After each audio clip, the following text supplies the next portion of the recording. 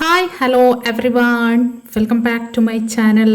So ഇന്ന് ഞാൻ സംസാരിക്കാൻ പോകുന്ന ടോപ്പിക് എന്ന് പറയുന്നത് റോബർട്ട് ടി കിയോസാക്കിയുടെ റിച്ച് ഡാഡ് പുവർ ഡാഡ് എന്ന പുസ്തകത്തിൻ്റെ ഓഡിയോ ബുക്കാണ്. അധ്യായം 1 ഭാഗം 2. ഇത് യഥാർത്ഥത്തിൽ പ്രശ്നം പരിഹരിക്കുമെന്ന് കരുതുന്നു. മിക്ക കേസുകളിലും അത് ചെയ്യില്ല. അപ്പോൾ ഞാൻ എന്ത് ചെയ്യണം? ഞാൻ ചോദിച്ചു. ഇത് മണിക്കൂറിൽ 10 സെന്റ് എടുത്ത് പുഞ്ചിരിക്കുമോ? സമ്പന്നനായ അച്ഛൻ പുഞ്ചിരിച്ചു. അതാണ് മറ്റുള്ളവർ ചെയ്യുന്നത്. എന്നാൽ അവർ ചെയ്യുന്നത് അത്രയേ ഉള്ളൂ. കൂടുതൽ പണം അവരുടെ പ്രശ്നങ്ങൾ പരിഹരിക്കുമെന്ന ചിന്താഗതിക്കായി കാത്തിരിക്കുന്നു. മിക്കവരും ഇത് സ്വീകരിക്കുന്നു. ചിലർ രണ്ടാമത്തെ ജോലി കൂടുതൽ കഠിനാധ്വാനം ചെയ്യുന്നു, പക്ഷേ വീണ്ടും ഒരു ചെറിയ ശമ്പളം സ്വീകരിക്കുന്നു. ധനികനായ അച്ഛൻ അവതരിപ്പിക്കുന്ന പാഠം മനസ്സിലാക്കാൻ തുടങ്ങി. ഞാൻ തറയിൽ നോക്കിയിരുന്നു. എനിക്ക് കഴിയും. അത് ജീവിതത്തിൻ്റെ ഒരു അഭിരുചിയായിരുന്നു. അവസാനം ഞാൻ തലയുയർത്തി ചോദിച്ചു, അപ്പോൾ എന്താണ് പ്രശ്നം പരിഹരിക്കുക? ഇത്, അയാൾ പറഞ്ഞു. തൻ്റെ കസേരയിൽ മുന്നോട്ട് ചാഞ്ഞ് എന്നെ സൗമ്യമായി തലയിൽ തട്ടി. ഇത് നിങ്ങളുടെ ചെവികൾക്കിടയിൽ.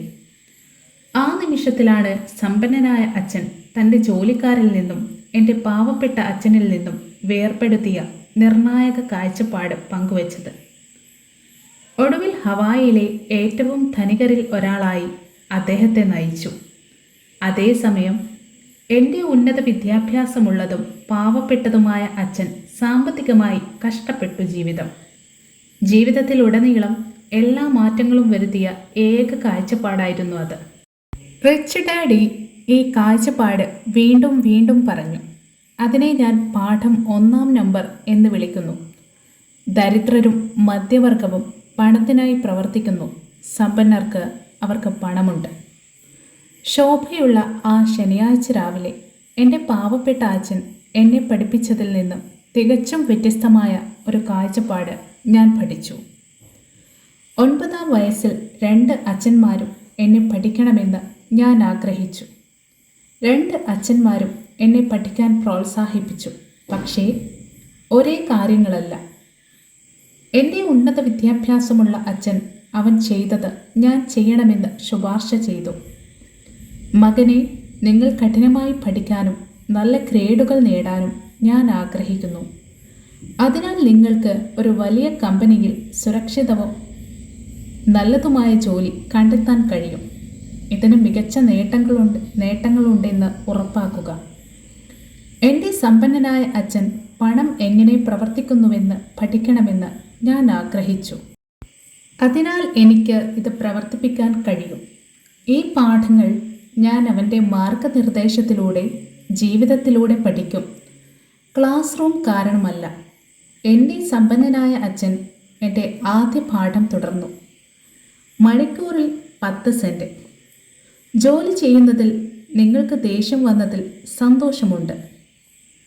നിങ്ങൾക്ക് ദേഷ്യം വന്നില്ലെങ്കിൽ അത് സ്വീകരിച്ചിരുന്നെങ്കിൽ എനിക്ക് നിങ്ങളെ പഠിപ്പിക്കാൻ കഴിയില്ലെന്ന് ഞാൻ നിങ്ങളോട് പറയണം. യഥാർത്ഥ പഠനം ഊർജവും അഭിനിവേശവും ഉജ്ജ്വലമായ ആഗ്രഹവും എടുക്കുന്നതായി നിങ്ങൾ കാണുന്നു. കോപം ആ സൂത്രവാക്യത്തിൻ്റെ ഒരു വലിയ ഭാഗമാണ്. കാരണം അഭിനിവേശം കോപവും സ്നേഹവും കൂടിച്ചേർന്നതാണ്. പണത്തിൻ്റെ കാര്യം വരുമ്പോൾ മിക്ക ആളുകളും ഇത് സുരക്ഷിതമായി കളിക്കാനും സുരക്ഷിതത്വം അനുഭവിക്കാനും ആഗ്രഹിക്കുന്നു. അതിനാൽ അഭിനിവേശം അവരെ നയിക്കില്ല. ഭയം.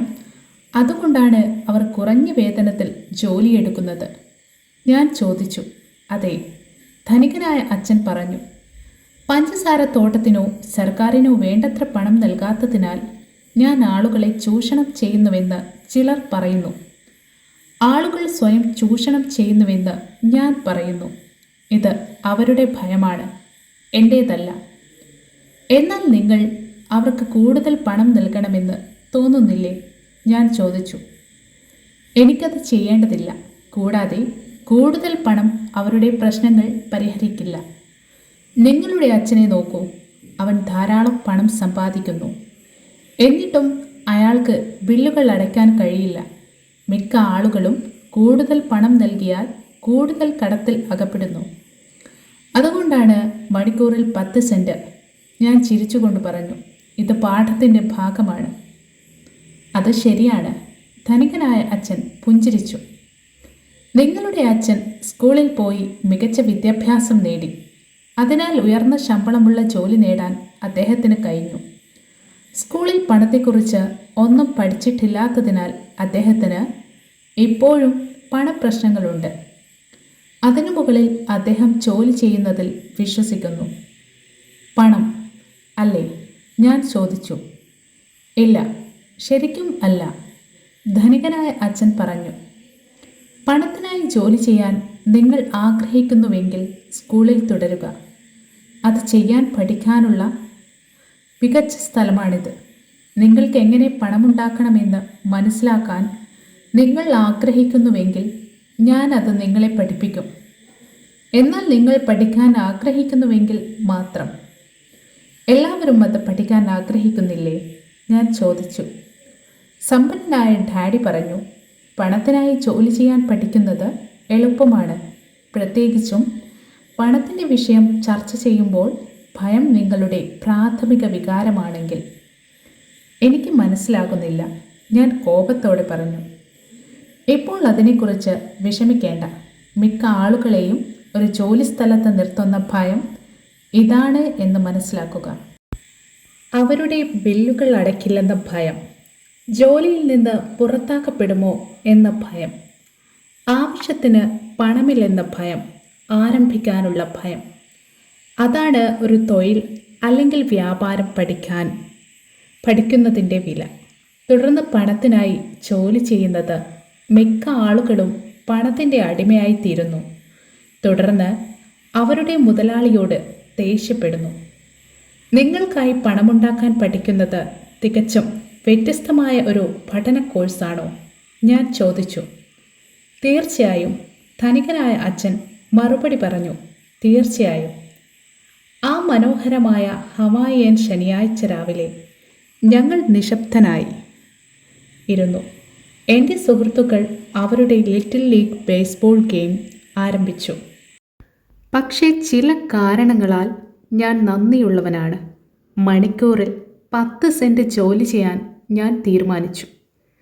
എൻ്റെ സുഹൃത്തുക്കൾ സ്കൂളിൽ പഠിക്കാത്ത എന്തെങ്കിലും ഞാൻ പഠിക്കാൻ പോകുകയാണെന്ന് എനിക്ക് മനസ്സിലായി. പഠിക്കാൻ തയ്യാറാണോ? ധനികനായ അച്ഛൻ ചോദിച്ചു. തീർച്ചയായും, ഞാൻ പുഞ്ചിരിയോടെ പറഞ്ഞു. ഞാൻ എൻ്റെ വാഗ്ദാനം പാലിച്ചു. ഞാൻ നിങ്ങളെ ദൂരെ നിന്ന് പഠിപ്പിക്കുകയാണ്, എൻ്റെ ധനികനായ അച്ഛൻ പറഞ്ഞു. 9 വയസ്സുള്ളപ്പോൾ പണത്തിനായി പ്രവർത്തിക്കാൻ തോന്നുന്നതിൻ്റെ ഒരു രുചി നിങ്ങൾ നേടി. നിങ്ങളുടെ അവസാന മാസത്തെ 50 വർഷമായി വർദ്ധിപ്പിക്കുക. മിക്ക ആളുകളും അവരുടെ ജീവിതം ചെലവഴിക്കുന്നതിനെക്കുറിച്ച് നിങ്ങൾക്കൊരു ധാരണ ഉണ്ടാകും. എനിക്ക് മനസ്സിലാകുന്നില്ല, ഞാൻ പറഞ്ഞു. എന്നെ കാണാനും ഒരു തവണ ജോലിയെടുക്കാനും ഒരിക്കൽ കൂടുതൽ പണം ചോദിക്കാനും നിങ്ങൾ എങ്ങനെ കാത്തിരിക്കുന്നു? ഭയങ്കര, ഞാൻ പറഞ്ഞു. നിങ്ങൾ പണത്തിനായി ജോലി ചെയ്യാൻ തിരഞ്ഞെടുക്കുകയാണെങ്കിൽ ജീവിതം ഇങ്ങനെയായിരിക്കും, ധനികനായ അച്ഛൻ പറഞ്ഞു. 3 മണിക്കൂർ ജോലിക്ക് മിസ്സസ് മാർട്ടിൻ നിങ്ങളുടെ കയ്യിൽ 3 ദിർഹം ഇട്ടപ്പോൾ നിങ്ങൾക്ക് എന്തു തോന്നി? ഇത് പര്യാപ്തമല്ലെന്ന് എനിക്ക് തോന്നി. ഒന്നുമില്ലെന്ന് തോന്നി. ഞാൻ നിരാശനായി. ഞാൻ പറഞ്ഞു. മിക്ക ജീവനക്കാരും അവരുടെ ശമ്പളം പരിശോധിക്കുമ്പോൾ അങ്ങനെയാണ് അനുഭവപ്പെടുന്നത്. പ്രത്യേകിച്ചും എല്ലാ നികുതികളും മറ്റ് കിഴിവുകളും എടുത്ത ശേഷം. കുറഞ്ഞത് നിങ്ങൾക്ക് 100% ലഭിച്ചു. മിക്ക തൊഴിലാളികൾക്കും എല്ലാം ശമ്പളം ലഭിക്കുന്നില്ലെന്നാണോ നിങ്ങൾ അർത്ഥമാക്കുന്നത്? ഞാൻ അത്ഭുതത്തോടെ ചോദിച്ചു. ആകാശമില്ല, ധനികനായ അച്ഛൻ പറഞ്ഞു. സർക്കാർ എല്ലായ്പ്പോഴും അതിൻ്റെ വിഹിതം ആദ്യം എടുക്കുന്നു. അവർ അത് എങ്ങനെ ചെയ്യും? ഞാൻ ചോദിച്ചു. നികുതി, ധനികനായ അച്ഛൻ പറഞ്ഞു. നിങ്ങൾ സമ്പാദിക്കുമ്പോൾ നിങ്ങളിൽ നിന്ന് നികുതി ഈടാക്കും. നിങ്ങൾ ചെലവഴിക്കുമ്പോൾ നിങ്ങളിൽ നിന്ന് നികുതി ഈടാക്കും. നിങ്ങൾ സംരക്ഷിക്കുമ്പോൾ നിങ്ങളിൽ നിന്ന് നികുതി ഈടാക്കും. നിങ്ങൾ മരിക്കുമ്പോൾ നിങ്ങളിൽ നിന്ന് നികുതി ഈടാക്കും. എന്തുകൊണ്ടാണ് ആളുകൾ സർക്കാരിനെ അവരോട് അങ്ങനെ ചെയ്യാൻ അനുവദിക്കുന്നത്? ധനികൻ ചെയ്യരുത്. ധനികനായ അച്ഛൻ പുഞ്ചിരിയോടെ പറഞ്ഞു. ദരിദ്രരും മധ്യവർഗവും ചെയ്യുന്നു. നിങ്ങളുടെ അച്ഛനേക്കാൾ കൂടുതൽ ഞാൻ സമ്പാദിക്കുമെന്ന് ഞാൻ നിങ്ങളോട് വാശി പിടിക്കും. എന്നിട്ടും അവൻ കൂടുതൽ നികുതി അടയ്ക്കുന്നു. അതെങ്ങനെയാകും? ഞാൻ ചോദിച്ചു. എൻ്റെ പ്രായത്തിൽ അതെനിക്കൊരു അർത്ഥവുമില്ല. ആരെങ്കിലും അവരോട് അങ്ങനെ ചെയ്യാൻ സർക്കാരിനെ അനുവദിക്കുന്നത് എന്തുകൊണ്ടാണ്? ധനികനായ അച്ഛൻ എന്നെ നോക്കി പതുക്കെ നിശബ്ദമായി കസേരയിൽ കുലുങ്ങി. പഠിക്കാൻ തയ്യാറാണോ? അദ്ദേഹം ചോദിച്ചു. ഞാൻ പതുക്കെ തലയാട്ടി. ഞാൻ പറഞ്ഞതുപോലെ ഒരുപാട് കാര്യങ്ങൾ പഠിക്കാനുണ്ട്. നിങ്ങൾക്കായി എങ്ങനെ പണമുണ്ടാക്കാമെന്ന് പഠിക്കുന്നത് ഒരു ജീവിതകാല പഠനമാണ്. മിക്ക ആളുകളും 4 വർഷമായി കോളേജിൽ പോകുന്നു. അവരുടെ വിദ്യാഭ്യാസം അവസാനിക്കുന്നു. പണത്തെക്കുറിച്ചുള്ള എൻ്റെ പഠനം എൻ്റെ ജീവിതകാലം മുഴുവൻ തുടരുമെന്ന് എനിക്കറിയാം. കാരണം ഞാൻ കൂടുതൽ കണ്ടെത്തുന്നു, കൂടുതൽ അറിയേണ്ടതുണ്ട്. മിക്ക ആളുകളും ഒരിക്കലും വിഷയം പഠിക്കുന്നില്ല. അവർ ജോലിക്ക് പോകുന്നു, അവരുടെ ശമ്പളം നേടുന്നു, അവരുടെ ചെക്ക് ബുക്കുകൾ ബാലൻസ് ചെയ്യുന്നു, അത്രമാത്രം. എന്തുകൊണ്ടാണ് അവർക്ക് പണപ്രശ്നങ്ങൾ ഉള്ളതെന്ന് അവർ ചിന്തിക്കുന്നു. കൂടുതൽ പണം പ്രശ്നം പരിഹരിക്കുമെന്ന് അവർ കരുതുന്നു. അവരുടെ സാമ്പത്തിക വിദ്യാഭ്യാസത്തിൻ്റെ അഭാവമാണ് പ്രശ്നമെന്ന് അവർ മനസ്സിലാക്കുന്നില്ല. അതിനാൽ പണം മനസ്സിലാക്കാത്തതിനാൽ എൻ്റെ അച്ഛന് നികുതി പ്രശ്നങ്ങളുണ്ടോ? ഞാൻ ചോദിച്ചു. ആശയക്കുഴപ്പത്തിലാണ്. നോക്കൂ, നിങ്ങൾക്കെങ്ങനെ പണമുണ്ടാക്കാമെന്ന് മനസ്സിലാക്കുന്നതിനുള്ള ഒരു ചെറിയ വിഭാഗം മാത്രമാണ് നികുതി. ഇന്ന് പണത്തെക്കുറിച്ച് അറിയാനുള്ള അഭിനിവേശം നിങ്ങൾക്കുണ്ടോ എന്ന് കണ്ടെത്താൻ ഞാൻ ആഗ്രഹിച്ചു. മിക്ക ആളുകളും അങ്ങനെ ചെയ്യുന്നില്ല. അവർക്ക് സ്കൂളിൽ പോകാനും ഒരു തൊഴിൽ പഠിക്കാനും അവരുടെ ജോലിയിൽ ആസ്വദിക്കാനും ധാരാളം പണം സമ്പാദിക്കാനും ആഗ്രഹിക്കുന്നു. ഒരു ദിവസം അവർ വലിയ പണപ്രശ്നങ്ങളുമായി ഉണരും. തുടർന്ന് അവർക്ക് ജോലി നിർത്താൻ കഴിയില്ല. നിങ്ങൾക്കായി എങ്ങനെ പണമുണ്ടാക്കാമെന്ന് പഠിക്കുന്നതിനു പകരം പണത്തിനായി എങ്ങനെ പ്രവർത്തിക്കാമെന്ന് അറിയുന്നതിൻ്റെ വിലയാണിത്. നിങ്ങൾക്കിപ്പോഴും പഠിക്കാനുള്ള അഭിനിവേശമുണ്ടോ? ധനികനായ അച്ഛൻ ചോദിച്ചു. ഞാൻ തലയാട്ടി. നല്ലത്, ധനികനായ അച്ഛൻ പറഞ്ഞു. ഇപ്പോൾ ജോലിയിലേക്ക് മടങ്ങുക. ഇത്തവണ ഞാൻ നിങ്ങൾക്ക് ഒന്നും നൽകില്ല. എന്ത്? ഞാൻ അത്ഭുതത്തോടെ ചോദിച്ചു. നിങ്ങൾ ഞാൻ പറയുന്നത് കേട്ടു. ഒന്നുമില്ല. എല്ലാ ശനിയാഴ്ചയും നിങ്ങൾ ഒരേ 3 മണിക്കൂർ പ്രവർത്തിക്കും. എന്നാൽ ഇത്തവണ നിങ്ങൾക്ക് മണിക്കൂറിൽ 10 സെൻറ്റ് നൽകില്ല. പണത്തിനായി ജോലി ചെയ്യാതിരിക്കാൻ നിങ്ങൾ ആഗ്രഹിക്കുന്നുവെന്ന് നിങ്ങൾ പറഞ്ഞു. അതിനാൽ ഞാൻ നിങ്ങൾക്ക് ഒന്നും നൽകില്ല. ഞാൻ കേൾക്കുന്നത് വിശ്വസിക്കാൻ കഴിഞ്ഞില്ല. ഞാൻ ഇതിനകം മൈക്കുമായി ഈ സംഭാഷണം നടത്തിയിട്ടുണ്ട്. അവൻ ഇതിനകം തന്നെ പ്രവർത്തിക്കുന്നു. ടിന്നിലടച്ച സാധനങ്ങൾ സൗജന്യമായി അടുക്കി വയ്ക്കുന്നു. നിങ്ങൾ വേഗം അവിടേക്ക് മടങ്ങുന്നതാണ് നല്ലത്. അത് ശരിയല്ല, ഞാൻ അലറി. നിങ്ങൾ എന്തെങ്കിലും നൽകണം. നിങ്ങൾ പഠിക്കാൻ ആഗ്രഹിക്കുന്നുവെന്ന് നിങ്ങൾ പറഞ്ഞു. നിങ്ങൾ ഇപ്പോൾ ഇത് പഠിക്കുന്നില്ലെങ്കിൽ നിങ്ങൾ എൻ്റെ സ്വീകരണ മുറിയിലിരിക്കുന്ന 2 സ്ത്രീകളെയും വൃദ്ധനെയും പോലെയാകും. പണത്തിനായി ജോലി ചെയ്യുകയും ഞാൻ അവരെ വെടിവെക്കില്ലെന്ന് പ്രതീക്ഷിക്കുകയും ചെയ്യും. അല്ലെങ്കിൽ നിങ്ങളുടെ അച്ഛനെ പോലെ കൂടുതൽ പണം സമ്പാദിക്കുന്നത് അയാളുടെ കണ്ണുവരെ കടപ്പെട്ടിരിക്കാനാണ്. കൂടുതൽ പണം പ്രശ്നം പരിഹരിക്കുമെന്ന് പ്രതീക്ഷിക്കുന്നു. അതാണ് നിങ്ങൾ ആഗ്രഹിക്കുന്നതെങ്കിൽ ഞാൻ മണിക്കൂറിൽ 10 സെൻറ്റ് എന്ന യഥാർത്ഥ ഇടപാടിലേക്ക് മടങ്ങും. അല്ലെങ്കിൽ മിക്ക മുതിർന്നവരും യഥാർത്ഥ ഇടപാടിലേക്ക് മടങ്ങും. അല്ലെങ്കിൽ മിക്ക മുതിർന്നവരും ചെയ്യുന്നത് പോലെ നിങ്ങൾക്ക് ചെയ്യാൻ കഴിയും. മതിയായ വേതനമില്ലെന്ന് പരാതിപ്പെടുക, ഉപേക്ഷിക്കുക, മറ്റൊരു ജോലി അന്വേഷിക്കുക. എന്നാൽ ഞാൻ എന്ത് ചെയ്യും? ഞാൻ ചോദിച്ചു. ധനികനായ അച്ഛൻ എന്നെ തലയിൽ തട്ടി. ഇത് ഉപയോഗിക്കുക, അദ്ദേഹം പറഞ്ഞു. നിങ്ങൾ ഇത് നന്നായി ഉപയോഗിക്കുകയാണെങ്കിൽ നിങ്ങൾക്ക് അവസരം നൽകിയതിന് നിങ്ങൾ ഉടൻ തന്നെ നന്ദി പറയും. നിങ്ങൾ ഒരു ധനികനായി വളരും. എനിക്ക് എന്ത് അസംസ്കൃത ഇടപാട് കൈമാറിയെന്ന് വിശ്വസിക്കാതെ ഞാൻ അവിടെ നിന്നു. ഒരു റൈസ് ചോദിക്കാനാണ് ഞാൻ വന്നത്. എങ്ങനെയെങ്കിലും ഞാൻ ഒന്നിനും വേണ്ടി പ്രവർത്തിക്കുന്നില്ല. ധനികനായ അച്ഛൻ എന്നെ വീണ്ടും തലയിൽ തട്ടി പറഞ്ഞു, ഇത് ഉപയോഗിക്കുക. ഇപ്പോൾ ഇവിടെ നിന്ന് ഇറങ്ങി ജോലിയിലേക്ക് മടങ്ങുക. പാഠം 1: സമ്പന്നർ പണത്തിനായി പ്രവർത്തിക്കരുത്. എനിക്ക് ശമ്പളം ലഭിക്കുന്നില്ലെന്ന് ഞാൻ എൻ്റെ പാവം അച്ഛനോട് പറഞ്ഞില്ല. അദ്ദേഹത്തിന് അത് മനസ്സിലാകുമായിരുന്നില്ല.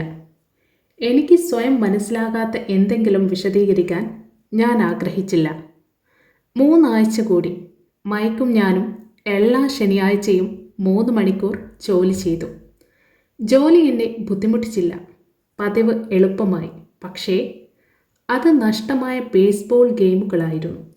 മാത്രമല്ല, എനിക്ക് ലഭിച്ച കുറച്ച് കോമിക് പുസ്തകങ്ങൾ വാങ്ങാൻ കഴിയാതെ വരികയും ചെയ്തു. ധനികനായ അച്ഛൻ 3-ാം ആഴ്ച ഉച്ചയോടെ നിർത്തി. എൻജിൻ ഓഫ് ചെയ്തപ്പോൾ അദ്ദേഹത്തിൻ്റെ ട്രക്ക് പാർക്കിംഗ് സ്ഥലത്ത് കയറുന്നത് ഞങ്ങൾ കണ്ടു. കടയിൽ പ്രവേശിച്ച ശ്രീമതി മാർട്ടിനെ ആലിംഗനം ചെയ്തു.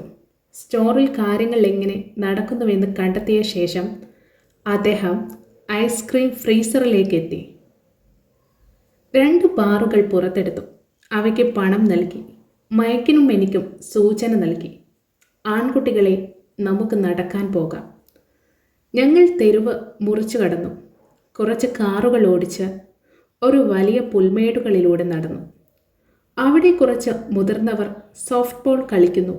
ഏകാന്തമായ ഒരു പിക്നിക് മേശയിലിരുന്ന അദ്ദേഹം മൈക്കിനും എനിക്കും ട്രീറ്റുകൾ കൈമാറി. ആൺകുട്ടികൾ, എങ്ങനെ പോകുന്നു? ശരി, മൈക്ക് പറഞ്ഞു. ഞാൻ യോജിച്ചു. ഇനിയും എന്തെങ്കിലും പഠിക്കണോ? ധനികനായ അച്ഛൻ ചോദിച്ചു. മൈക്കും ഞാനും പരസ്പരം നോക്കി. തോളിലേറ്റി. ഒറ്റക്കെട്ടായി തലകുലുക്കി. ജീവിതത്തിലെ ഏറ്റവും വലിയ കെണികളിൽ ഒന്ന് ഒഴിവാക്കുക. ശരി, ആൺകുട്ടികളെ, നന്നായി ചിന്തിക്കാൻ തുടങ്ങി. നിങ്ങൾ ജീവിതത്തിലെ ഏറ്റവും വലിയ പാഠങ്ങളിലൊന്നാണ് നോക്കുന്നത്. നിങ്ങൾ ഇത് പഠിക്കുകയാണെങ്കിൽ മികച്ച സ്വാതന്ത്ര്യവും സുരക്ഷിതത്വവുമുള്ള ഒരു ജീവിതം നിങ്ങൾ ആസ്വദിക്കും. നിങ്ങൾ അങ്ങനെ ചെയ്യുന്നില്ലെങ്കിൽ മിസ്സിസ് മാർട്ടിനെയും ഈ പാർക്കിൽ സോഫ്റ്റ് ബോൾ കളിക്കുന്ന ഭൂരിഭാഗം ആളുകളെയും പോലെ നിങ്ങൾ ആയിത്തീരും. ചെറിയ പണത്തിനായി അവർ വളരെ കഠിനാധ്വാനം ചെയ്യുന്നു. തൊഴിൽ സുരക്ഷയുടെ മിഥ്യാധാരണയിൽ പറ്റി നിൽക്കുകയും ഓരോ വർഷവും 3 ആഴ്ചത്തെ അവധിക്കാലം പ്രതീക്ഷിക്കുകയും 45 വർഷത്തെ സേവനത്തിന് ശേഷം ഒരു ചെറിയ പെൻഷൻ ലഭിക്കുകയും ചെയ്യുന്നു. അത് നിങ്ങളെ ആവേശം കൊള്ളിക്കുന്നുവെങ്കിൽ ഞാൻ നിങ്ങൾക്ക് മണിക്കൂറിൽ 25 സെൻറ്റ് ഉയർത്താം.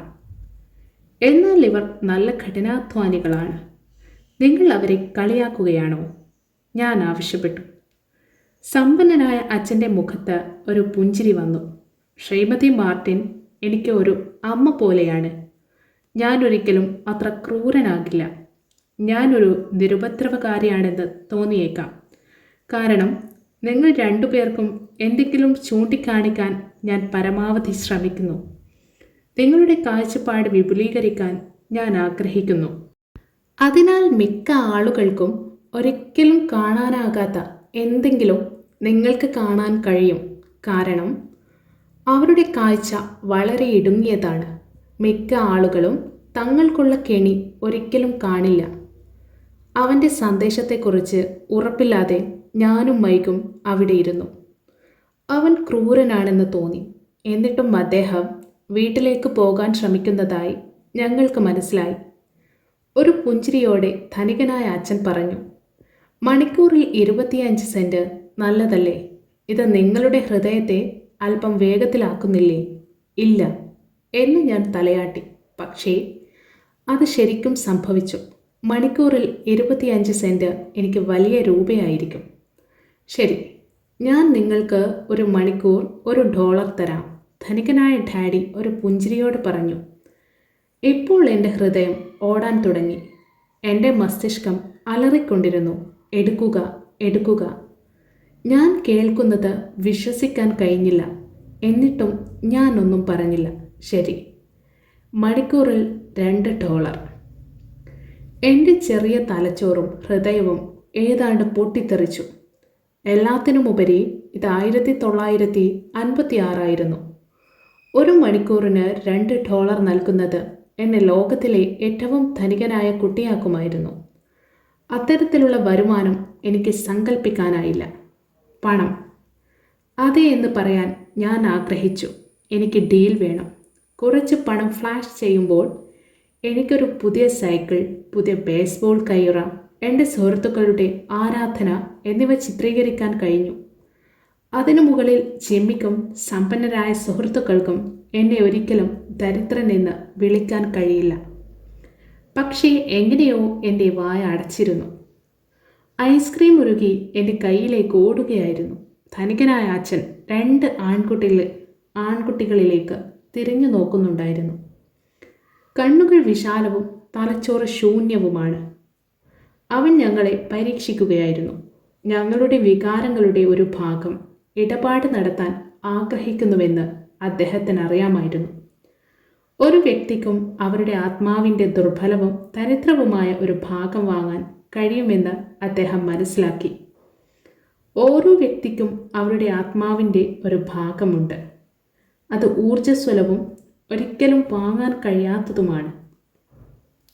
ഏതാണ് കൂടുതൽ ശക്തമെന്ന ചോദ്യം മാത്രമായിരുന്നു അത്. ശരി, മണിക്കൂറിൽ $5. പെട്ടെന്ന് ഞാൻ നിശബ്ദനായി. എന്തോ ഒന്ന് മാറി. ഓഫർ വളരെ വലുതും പരിഹാസ്യവുമായിരുന്നു. 1956 വളരെയധികം മുതിർന്നവർ ഉണ്ടായിരുന്നില്ല. പക്ഷേ പെട്ടെന്നെൻ്റെ പ്രലോഭനം അപ്രത്യക്ഷമായി. ശാന്തമായി ഞാൻ പതുക്കെ മൈക്കിനെ നോക്കാൻ ഇടതുവശത്തേക്ക് തിരിഞ്ഞു. അദ്ദേഹം എന്നെ തിരിഞ്ഞു നോക്കി. ദുർബലവും ദരിദ്രവുമായ എൻ്റെ ആത്മാവിൻ്റെ ഭാഗം നിശബ്ദമാക്കി. വിലയില്ലാത്ത എൻ്റെ ഭാഗം ഏറ്റെടുത്തു. മൈക്ക് ആ സ്ഥാനത്ത് എത്തിയിട്ടുണ്ടെന്ന് എനിക്കറിയാം. People's lives are forever controlled by 2 emotions, fear and greed. നല്ലത്, ധനികനായ അച്ഛൻ മൃദുവായി പറഞ്ഞു.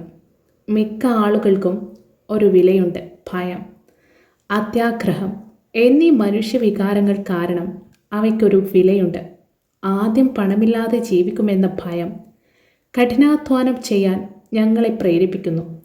തുടർന്ന് ആ ശമ്പളം, അത്യാഗ്രഹം അല്ലെങ്കിൽ ആഗ്രഹം എന്നിവ ലഭിച്ചു കഴിഞ്ഞാൽ പണത്തിന് വാങ്ങാൻ കഴിയുന്ന എല്ലാ അത്ഭുതകരമായ കാര്യങ്ങളെക്കുറിച്ചും ചിന്തിക്കാൻ തുടങ്ങുന്നു. തുടർന്ന് പാറ്റേൺ സജ്ജമാക്കി. എന്ത് പാറ്റേൺ? ഞാൻ ചോദിച്ചു. എഴുന്നേൽക്കുക, ജോലിക്ക് പോകുക, ബില്ലുകൾ അടയ്ക്കുക. എഴുന്നേൽക്കുക, ജോലിക്ക് പോകുക, ബില്ലുകൾ അടയ്ക്കുക. ആളുകളുടെ ജീവിതം എന്നേക്കുമായി 2 വികാരങ്ങളാൽ നിയന്ത്രിക്കപ്പെടുന്നു. ഭയം, അത്യാഗ്രഹം. അവർക്ക് കൂടുതൽ പണം വാഗ്ദാനം ചെയ്യുക. അവരുടെ ചെലവ് വർദ്ധിപ്പിച്ച് അവർ സൈക്കിളിൽ തുടരുന്നു. ഇതിനെയാണ് ഞാൻ റാറ്റ് റേസ് എന്ന് വിളിക്കുന്നത്. മറ്റൊരു വഴിയുണ്ടോ? മൈക്ക് ചോദിച്ചു. അതെ, ധനികനായ അച്ഛൻ പതുക്കെ പറഞ്ഞു. എന്നാൽ കുറച്ച് ആളുകൾ മാത്രമേ ഇത് കണ്ടെത്തൂ. പിന്നെ എന്താണ് ആ വഴി? മൈക്ക് ചോദിച്ചു. നിങ്ങൾ എന്നോടൊപ്പം ജോലി ചെയ്യുമ്പോഴും പഠിക്കുമ്പോഴും നിങ്ങൾ ആൺകുട്ടികൾ പഠിക്കുമെന്ന് ഞാൻ പ്രതീക്ഷിക്കുന്നു. അതുകൊണ്ടാണ് എല്ലാത്തരം ശമ്പളവും ഞാൻ എടുത്തു കളഞ്ഞത്. എന്തെങ്കിലും സൂചനകളുണ്ടോ? മൈക്ക് ചോദിച്ചു. കഠിനാധ്വാനം ചെയ്യുന്നതിൽ ഞങ്ങൾ മടുത്തു, പ്രത്യേകിച്ച് ഒന്നിനും. ശരി, ആദ്യപടി സത്യം പറയുകയാണ്, ധനികനായ അച്ഛൻ പറഞ്ഞു. ഞങ്ങൾ കള്ളം പറഞ്ഞിട്ടില്ല, ഞാൻ പറഞ്ഞു. നിങ്ങൾ കള്ളം പറയുകയാണെന്ന് ഞാൻ പറഞ്ഞിട്ടില്ല, സത്യം പറയാൻ ഞാൻ പറഞ്ഞു. ധനികനായ അച്ഛൻ മറുപടി പറഞ്ഞു. എന്തിനെക്കുറിച്ചുള്ള സത്യം? ഞാൻ ചോദിച്ചു. നിങ്ങൾക്കെങ്ങനെ തോന്നുന്നു? ധനികനായ അച്ഛൻ പറഞ്ഞു. നിങ്ങൾ ഇത് മറ്റാരോടും പറയേണ്ടതില്ല. അത് സ്വയം സമ്മതിക്കുക. നിങ്ങൾ ഉദ്ദേശിക്കുന്നത് ഈ പാർക്കിലെ ആളുകൾ നിങ്ങൾക്ക് വേണ്ടി പ്രവർത്തിക്കുന്ന ആളുകൾ, മിസ്സിസ് മാർട്ടിൻ, അവർ അങ്ങനെ ചെയ്യുന്നില്ലേ? ഞാൻ ചോദിച്ചു. എനിക്ക് സംശയമുണ്ട്, ധനികനായ അച്ഛൻ പറഞ്ഞു. പകരം പണമില്ലെന്ന ഭയം അവർക്ക് അനുഭവപ്പെടുന്നു. അവർ അതിനെ യുക്തിപരമായി നേരിടുന്നില്ല. തല ഉപയോഗിക്കുന്നതിനു പകരം അവർ വൈകാരികമായി പ്രതികരിക്കുന്നു. ധനികനായ അച്ഛൻ പറഞ്ഞു. പിന്നെ അവരുടെ കയ്യിൽ കുറച്ച് രൂപ ലഭിക്കുന്ന സന്തോഷം, ആഗ്രഹം, അത്യാഗ്രഹം എന്നിവയുടെ വികാരങ്ങൾ ഏറ്റെടുക്കുന്നു. ചിന്തിക്കുന്നതിനു പകരം അവർ വീണ്ടും പ്രതികരിക്കുന്നു. അതിനാൽ അവരുടെ വികാരങ്ങൾ അവരുടെ തലച്ചോറിനെ നിയന്ത്രിക്കുന്നു. മൈക്ക് പറഞ്ഞു. അത് ശരിയാണ്. ധനികനായ അച്ഛൻ പറഞ്ഞു. അവർക്ക് എങ്ങനെ തോന്നുന്നു എന്നതിനെക്കുറിച്ചുള്ള സത്യം അംഗീകരിക്കുന്നതിനു പകരം അവർ അവരുടെ വികാരങ്ങളോട് പ്രതികരിക്കുകയും ചിന്തിക്കുന്നതിൽ പരാജയപ്പെടുകയും ചെയ്യുന്ന പണം ഭയം ശമിപ്പിക്കുന്ന പ്രതീക്ഷയിൽ അവർ ജോലിക്ക് പോകുന്നു. പക്ഷേ അത് സംഭവിക്കുന്നില്ല. അതവരെ വേട്ടയാടിക്കൊണ്ടിരിക്കുന്നു. പണം അവരുടെ ഹൃദയത്തെ ശാന്തമാക്കുമെന്ന് വീണ്ടും പ്രതീക്ഷിച്ച് അവർ ജോലിയിലേക്ക് മടങ്ങുന്നു. വീണ്ടും അത് സംഭവിക്കുന്നില്ല. ഭയം അവരെ ഇല്ലാതാക്കുമെന്ന പ്രതീക്ഷയിൽ ജോലി, പണം സമ്പാദിക്കൽ, ജോലി, പണം സമ്പാദിക്കൽ എന്നിവയുടെ ഈ കെണിയിൽ ഭയം സൂക്ഷിക്കുന്നു. എന്നാൽ എല്ലാ ദിവസവും അവർ എഴുന്നേൽക്കുന്നു. ആ പഴയ ഭയം അവരോടൊപ്പം ഉണരുന്നു. ദശലക്ഷക്കണക്കിന് ആളുകൾക്ക് പഴയ ഭയം രാത്രി മുഴുവൻ അവരെ ഉണർത്തുകയും പ്രക്ഷുബ്ധമാക്കുകയും വിഷമിക്കുകയും ചെയ്യുന്നു. അതിനാൽ അവർ എഴുന്നേറ്റ് ജോലിക്ക് പോകുന്നു. ഒരു ശമ്പളം അവരുടെ ആത്മാവിനെ ചൂഷണം ചെയ്യുന്ന ആ ഭയത്തെ ഇല്ലാതാക്കുമെന്ന പ്രതീക്ഷയിലാണ് പണം അവരുടെ ജീവിതം നയിക്കുന്നത്. അതിനെക്കുറിച്ച് സത്യം പറയാൻ അവർ വിസമ്മതിക്കുന്നു. പണം അവരുടെ വികാരങ്ങളെയും ആത്മാക്കളെയും നിയന്ത്രിക്കുന്നു. ധനികനായ അച്ഛൻ നിശബ്ദമായിരുന്നു. അദ്ദേഹത്തിൻ്റെ വാക്കുകൾ മുങ്ങാൻ അനുവദിച്ചു. മൈക്കും ഞാനും അദ്ദേഹം പറഞ്ഞത് കേട്ടു. പക്ഷേ അദ്ദേഹം എന്താണ് സംസാരിക്കുന്നതെന്ന് പൂർണ്ണമായി മനസ്സിലായില്ല. മുതിർന്നവർ എന്തിനാണ് ജോലിക്ക് തിരയുന്നതെന്ന് ഞാൻ പലപ്പോഴും ചിന്തിച്ചിട്ടുണ്ടെന്ന് എനിക്കറിയാം. ഇത് വളരെ രസകരമാണെന്ന് തോന്നുന്നില്ല. അവർ ഒരിക്കലും സന്തോഷവാനായിരുന്നില്ല. പക്ഷേ എന്തോ അവരെ മുന്നോട്ട് കൊണ്ടുപോയി. അവൻ എന്താണ് സംസാരിക്കുന്നതെന്ന് ഞങ്ങൾ പരമാവധി മനസ്സിലാക്കിയിട്ടുണ്ടെന്ന് മനസ്സിലാക്കിയ ധനികനായ ഡാഡി പറഞ്ഞു. ആൺകുട്ടികൾ, നിങ്ങൾ ആ കെണി ഒഴിവാക്കണമെന്ന് ഞാൻ ആഗ്രഹിക്കുന്നു. അതാണ് ഞാൻ നിങ്ങളെ പഠിപ്പിക്കാൻ ആഗ്രഹിക്കുന്നത്. സമ്പന്നനായിരിക്കുക മാത്രമല്ല. കാരണം സമ്പന്നനായിരിക്കുന്നത് പ്രശ്നം പരിഹരിക്കുന്നില്ല. ഇല്ലേ? ഞാൻ ചോദിച്ചു. ആശ്ചര്യപ്പെട്ടു. ഇല്ല ഇല്ല. മറ്റ് വികാരങ്ങൾ ഞാൻ വിശദീകരിക്കാം. ആഗ്രഹം, ചിലർ അതിനെ അത്യാഗ്രഹം എന്ന് വിളിക്കുന്നു. പക്ഷേ ഞാൻ ആഗ്രഹം ഇഷ്ടപ്പെടുന്നു. മികച്ചതോ മനോഹരമോ രസകരമോ ആവേശകരമോ ആയ എന്തെങ്കിലും ആഗ്രഹിക്കുന്നത് തികച്ചും സാധാരണമാണ്. അതിനാൽ ആളുകളും ആഗ്രഹം കാരണം പണത്തിനായി പ്രവർത്തിക്കുന്നു. അത് വാങ്ങാൻ കഴിയുമെന്ന് അവർ കരുതുന്ന സന്തോഷത്തിനായി അവർ പണം ആഗ്രഹിക്കുന്നു. എന്നാൽ പണം നൽകുന്ന സന്തോഷം പലപ്പോഴും ഹ്രസ്വകാലമാണ്. കൂടുതൽ സന്തോഷം, കൂടുതൽ ആനന്ദം, കൂടുതൽ ആശ്വാസം, കൂടുതൽ സുരക്ഷ എന്നിവയ്ക്കായി അവർ ഉടൻ തന്നെ കൂടുതൽ പണം ആവശ്യമാണ്. അതിനാൽ പണവും ഭയവും ആഗ്രഹവും മൂലം വിഷമിക്കുന്ന അവരുടെ ആത്മാക്കളെ ആശ്വസിപ്പിക്കുമെന്ന് അവർ കരുതുന്നു. പക്ഷേ പണത്തിനത് ചെയ്യാൻ കഴിയുന്നില്ല. ധനികർ പോലും ഇത് ചെയ്യുന്നുണ്ടോ? മൈക്ക് ചോദിച്ചു. ധനികരായ ആളുകൾ ഉൾപ്പെടുന്നു, ധനികനായ അച്ഛൻ പറഞ്ഞു. വാസ്തവത്തിൽ ധാരാളം ധനികർ സമ്പന്നരാകാൻ കാരണം ആഗ്രഹം കൊണ്ടല്ല, മറിച്ച് ഭയം കൊണ്ടാണ്. പണത്തിന് ദരിദ്രനാണെന്ന ഭയം ഇല്ലാതാക്കാൻ കഴിയുമെന്ന് അവർ വിശ്വസിക്കുന്നു. അതിനാൽ അവർ അതിൽ ധാരാളം ശേഖരിക്കുന്നു. ഭയം കൂടുതൽ വഷളാക്കുന്നുവെന്ന് മാത്രം. പണം നഷ്ടപ്പെടുമെന്ന് അവർ ഭയപ്പെടുന്നു. ധാരാളമുണ്ടെങ്കിലും ജോലി തുടരുന്ന സുഹൃത്തുക്കൾ എനിക്കുണ്ട്. ദരിദ്രരായിരുന്നതിനേക്കാൾ ഇപ്പോൾ ഭയപ്പെടുന്ന ദശലക്ഷക്കണക്കിന് ആളുകളെ എനിക്കറിയാം. എല്ലാം നഷ്ടപ്പെടുമെന്ന് അവർ ഭയപ്പെടുന്നു. സമ്പന്നരാകാൻ അവരെ പ്രേരിപ്പിച്ച ആശയങ്ങൾ വഷളായി. അവരുടെ ആത്മാവിൻ്റെ ദുർബലവും ദരിദ്രവുമായ ഭാഗം യഥാർത്ഥത്തിൽ ഉച്ചത്തിൽ അലറുന്നു. വലിയ വീടുകളും കാറുകളും ഉയർന്ന ജീവിത പണവും നഷ്ടപ്പെടുത്താൻ അവർ ആഗ്രഹിക്കുന്നില്ല. പണം മുഴുവൻ നഷ്ടപ്പെട്ടാൽ സുഹൃത്തുക്കൾ എന്ത് പറയുമെന്ന് അവർ ആശങ്കപ്പെടുന്നു. പലരും ധനികരും ന്യൂറോട്ടിക് സ്വഭാവമുള്ളവരുമാണ്. അവർ സമ്പന്നരാണെന്നും കൂടുതൽ പണമുണ്ടെന്നും. അപ്പോൾ ഒരു പാവം സന്തോഷവാനാണോ? ഞാൻ ചോദിച്ചു. ഇല്ല, ഞാൻ അങ്ങനെ വിചാരിക്കുന്നില്ല. ധനികനായ അച്ഛൻ മറുപടി നൽകി. പണം ഒഴിവാക്കുന്നത് പണവുമായി ബന്ധപ്പെടുന്നത് പോലെ മാനസികമാണ്. ക്യൂവിൽ എന്ന പോലെ ടൗൺ ഡെറലിക്റ്റ് ഞങ്ങളുടെ മേശക്കരികിലൂടെ പോയി. വലിയ മാലിന്യ കൂമ്പാരങ്ങൾ നിർത്തി അതിൽ ചുറ്റിക്കറങ്ങുന്നു. ഞങ്ങൾ 3 പേരും അവനെ വളരെ താൽപ്പര്യത്തോടെ നിരീക്ഷിച്ചു. അതിനു മുമ്പ് ഞങ്ങൾ അവനെ അവഗണിക്കുമായിരുന്നു. ധനികനായ അച്ഛൻ തൻ്റെ വാലറ്റിൽ നിന്ന് $1 പുറത്തെടുത്ത് വൃദ്ധനോട് ആംഗ്യം കാണിച്ചു. പണം കണ്ടയുടനെ ഉടൻ തന്നെ ബില്ലെടുത്തു. ധനികനായ അച്ഛൻ നന്ദിയോടെ നന്ദി പറഞ്ഞു. തിടുക്കത്തിൽ ഭാഗ്യം കൊണ്ട് ആവേശഭരിതനായി. അദ്ദേഹം എൻ്റെ മിക്ക ജോലിക്കാരിൽ നിന്നും വളരെ വ്യത്യസ്തനല്ല. ധനികനായ ഡാഡി പറഞ്ഞു. ഓ, എനിക്ക് പണത്തോട് താല്പര്യമില്ല എന്ന് പറയുന്ന നിരവധി ആളുകളെ ഞാൻ കണ്ടുമുട്ടി.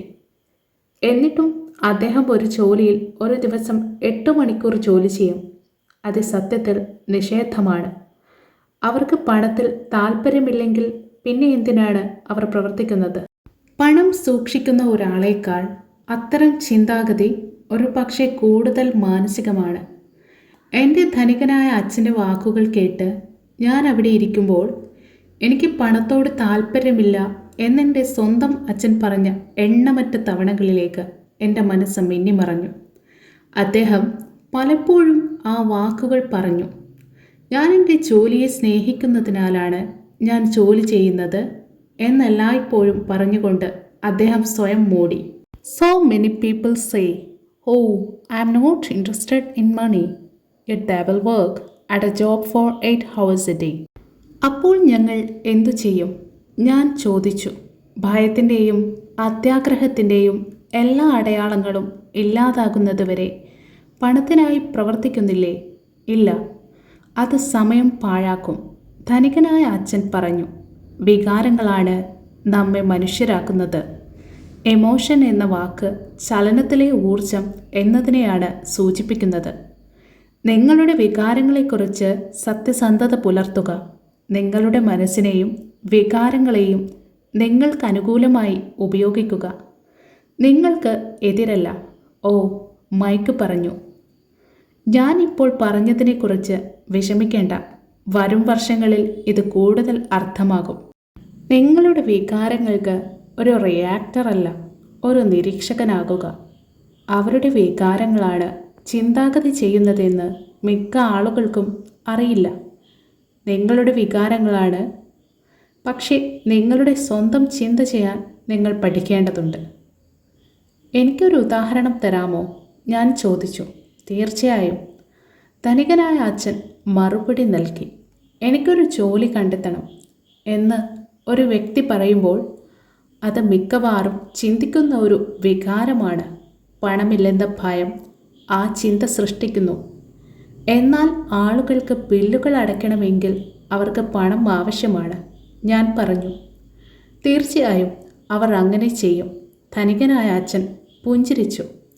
ഞാൻ പറയുന്നത് ഭയമാണ്. അത് പലപ്പോഴും ചിന്തിക്കുന്നതാണ്. എനിക്ക് മനസ്സിലാകുന്നില്ല, മൈക്ക് പറഞ്ഞു. ഉദാഹരണത്തിന്, ധനികനായ അച്ഛൻ പറഞ്ഞു, ആവശ്യത്തിന് പണമില്ലെന്ന ഭയം ഉയർന്നു വരുന്നുവെങ്കിൽ ജോലി ലഭിക്കാൻ ഉടനടി ഓടുന്നതിനു പകരം അവർ ഈ ചോദ്യം സ്വയം ചോദിച്ചേക്കാം. ദീർഘകാലാടിസ്ഥാനത്തിൽ ഈ ഭയത്തിന് ഏറ്റവും മികച്ച പരിഹാരമായി ഒരു ജോലി ഉണ്ടാകുമോ? ഇല്ല എന്നാണ് എൻ്റെ അഭിപ്രായം. ഒരു ജോലി ശരിക്കും ഒരു ദീർഘകാല പ്രശ്നത്തിനുള്ള ഹ്രസ്വകാല പരിഹാരമാണ്. എന്നാൽ എൻ്റെ അച്ഛൻ എപ്പോഴും പറയുന്നു, സ്കൂളുകളിൽ തുടരുക, നല്ല ഗ്രേഡുകൾ നേടുക, അതിനാൽ നിങ്ങൾക്ക് സുരക്ഷിതവും നല്ലതുമായ ജോലി കണ്ടെത്താം. ഞാൻ ഇടപെട്ടു. കുറച്ച് ആശയക്കുഴപ്പത്തിലാണ്. അതെ, അദ്ദേഹം അങ്ങനെ പറയുന്നുവെന്ന് ഞാൻ മനസ്സിലാക്കുന്നു. ധനികനായ അച്ഛൻ ചിരിച്ചുകൊണ്ട് പറഞ്ഞു. മിക്ക ആളുകളും അത് ശുപാർശ ചെയ്യുന്നു. ഇത് മിക്ക ആളുകൾക്കും ഒരു നല്ല പാതയാണ്. പക്ഷേ ആളുകൾ ആ ശുപാർശ പ്രധാനമായും ഭയത്തോടെയാണ് നടത്തുന്നത്. നിങ്ങൾ ഉദ്ദേശിക്കുന്നത് എൻ്റെ അച്ഛൻ ഭയപ്പെടുന്നതിനാലാണ് അങ്ങനെ പറയുന്നത്? അതെ, ധനികനായ അച്ഛൻ പറഞ്ഞു. നിങ്ങൾ ആവശ്യത്തിന് പണം സമ്പാദിക്കുന്നില്ലെന്നും സമൂഹത്തിൽ ചേരില്ലെന്നും അദ്ദേഹം ഭയപ്പെടുന്നു. എന്നെ തെറ്റിദ്ധരിക്കരുത്. അവൻ നിങ്ങളെ സ്നേഹിക്കുകയും നിങ്ങൾക്ക് ഏറ്റവും മികച്ചത് ആഗ്രഹിക്കുകയും ചെയ്യുന്നു. ഒരു വിദ്യാഭ്യാസവും ജോലിയും പ്രധാനമാണെന്ന് ഞാനും വിശ്വസിക്കുന്നു. പക്ഷേ അത് ഭയം കൈകാര്യം ചെയ്യില്ല. അതേ ആശയം തന്നെയാണ് രാവിലെ എഴുന്നേൽക്കാൻ അവനെ പ്രേരിപ്പിക്കുന്നത്. നിങ്ങൾ സ്കൂളിൽ പോകുന്നതിനെപ്പറ്റി വളരെയധികം ഭ്രാന്തനാകാൻ കാരണമാകുന്ന ഭയമാണ്. അപ്പോൾ നിങ്ങൾ എന്താണ് ശുപാർശ ചെയ്യുന്നത്? ഞാൻ ചോദിച്ചു. പണത്തെ ഭയപ്പെടുന്നതിനു പകരം അതിൻ്റെ ശക്തിയിൽ പ്രാവീണ്യം നേടാൻ ഞാൻ നിങ്ങളെ പഠിപ്പിക്കാൻ ആഗ്രഹിക്കുന്നു. അവർ അത് സ്കൂളിൽ പഠിപ്പിക്കുന്നില്ല. നിങ്ങളത് പഠിച്ചില്ലെങ്കിൽ നിങ്ങൾ പണത്തിൻ്റെ അടിമയായിത്തീരും. ഒടുവിൽ ഇത് അർത്ഥവത്തായിരുന്നു. ഞങ്ങളുടെ കാഴ്ചപ്പാടുകൾ വിശാലമാക്കണമെന്നും ഈ ലോകത്തിലെ മിസ്സിസ് മാർട്ടിൻസിന് കാണാൻ കഴിയാത്തത് കാണണമെന്നും അദ്ദേഹം ആഗ്രഹിച്ചു. അക്കാലത്ത് ക്രൂരമെന്ന് തോന്നുന്ന ഉദാഹരണങ്ങൾ അദ്ദേഹം ഉപയോഗിച്ചു. പക്ഷേ ഞാൻ അവ ഒരിക്കലും മറന്നിട്ടില്ല. അന്നെൻ്റെ കാഴ്ച വിശാലമായി. മിക്ക ആളുകൾക്കും മുന്നിലുള്ള കെണി ഞാൻ കണ്ടു തുടങ്ങി. നിങ്ങൾ എല്ലാവരും ആത്യന്തികമായി ജീവനക്കാരാണെന്ന് നിങ്ങൾ കാണുന്നു. ഞങ്ങൾ വ്യത്യസ്ത തലങ്ങളിൽ പ്രവർത്തിക്കുന്നു, ധനികനായ അച്ഛൻ പറഞ്ഞു. ഭയം, ആഗ്രഹം എന്നീ രണ്ട് വികാരങ്ങൾ മൂലമുണ്ടാകുന്ന കെണി ഒഴിവാക്കാൻ ആൺകുട്ടികൾക്ക് അവസരം ലഭിക്കണമെന്ന് ഞാൻ ആഗ്രഹിക്കുന്നു. നിങ്ങൾക്കെതിരല്ല, നിങ്ങൾക്കനുകൂലമായി ഉപയോഗിക്കുക. അതാണ് ഞാൻ നിങ്ങളെ പഠിപ്പിക്കാൻ ആഗ്രഹിക്കുന്നത്. പണം സമ്പാദിക്കാൻ നിങ്ങളെ പഠിപ്പിക്കാൻ എനിക്ക് താല്പര്യമില്ല.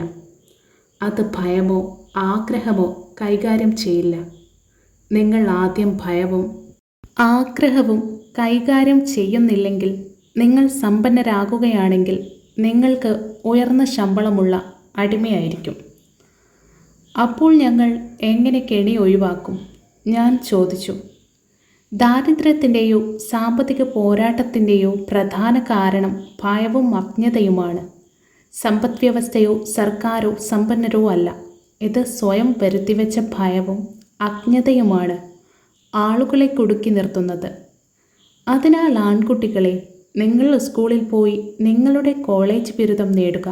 കെണിയിൽ നിന്ന് എങ്ങനെ രക്ഷപ്പെടാമെന്ന് ഞാൻ നിങ്ങളെ പഠിപ്പിക്കും. പസിലിൻ്റെ കഷ്ണങ്ങൾ പ്രത്യക്ഷപ്പെട്ടു. എൻ്റെ ഉന്നത വിദ്യാഭ്യാസമുള്ള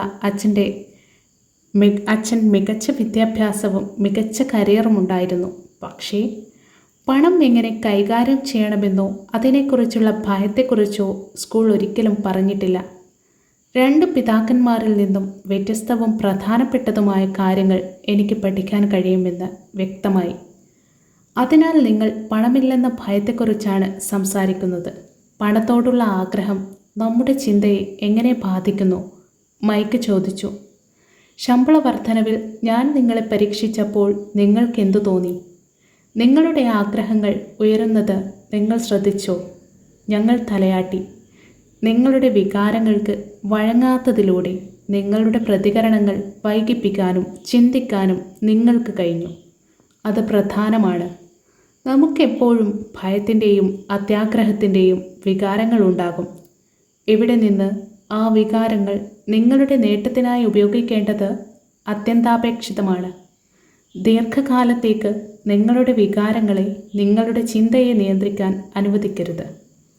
മിക്ക ആളുകളും തങ്ങൾക്കെതിരെ ഭയവും അത്യാഗ്രഹവും ഉപയോഗിക്കുന്നു. അതാണ് അജ്ഞതയുടെ തുടക്കം. മിക്ക ആളുകളും അവരുടെ ജീവിതം നയിക്കുന്നത് ശമ്പള പരിശോധന, ശമ്പള വർധന, തൊഴിൽ സുരക്ഷ എന്നിവയാണ്.